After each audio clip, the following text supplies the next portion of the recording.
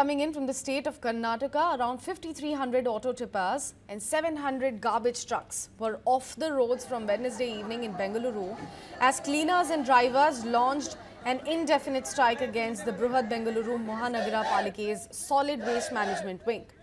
The drivers of these vehicles are demanding the regularization of their services. Hundreds of protesters gathered at the BBMP head office to voice their concern. The protesters urged that the IPD Salappa report to be implemented and the service of drivers who dispose of solid waste be made permanent.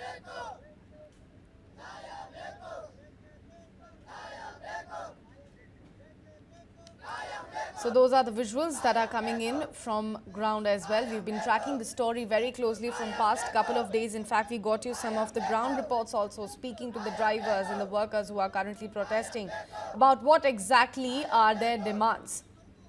Around 5,300 auto tippers and 700 garbage trucks were off the road from Wednesday onwards in Bengaluru as the cleaners and drivers have now launched an indefinite strike against the BBMP solid waste management wing.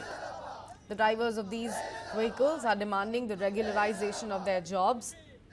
Hundreds of them protested outside the head office of BBMP to voice their concern, to voice their grievances. The protesters also requested the IPD Salappa report to be implemented for them and the service of drivers who dispose of the solid waste be made permanent. As of now, they all report to a contractor that worries them because of their job security. Hence, they are demanding their jobs to be regularized. My colleague Mohammad Wajiullah is joining us live on the broadcast. Wajiullah, you've been getting us all the ground reports, the grievances that you have heard from the workers and from the drivers who have spoken to you. Please walk us through all of the demands that they have put forth.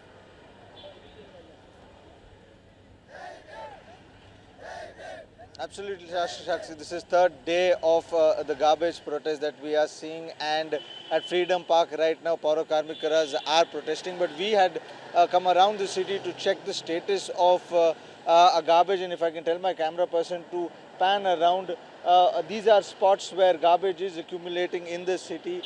This should have been cleared by 8:30, 8 o'clock, by 8 o'clock. But as you can see, the road is still filled with garbage where we are standing.